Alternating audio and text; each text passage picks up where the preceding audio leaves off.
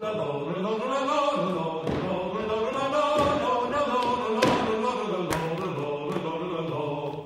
believed in expressing their spiritual ecstasy through music and through dance.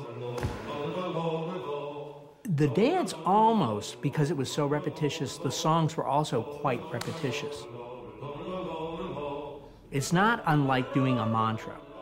And so they're doing these same steps over and over again. They're singing the same songs over and over again. They would sing them like 10, 20 times.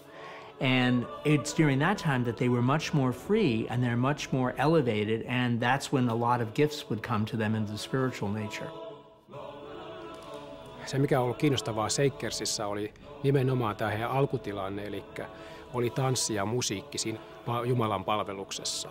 Siinä on jotain kaunista ja voimakasta ja syvää.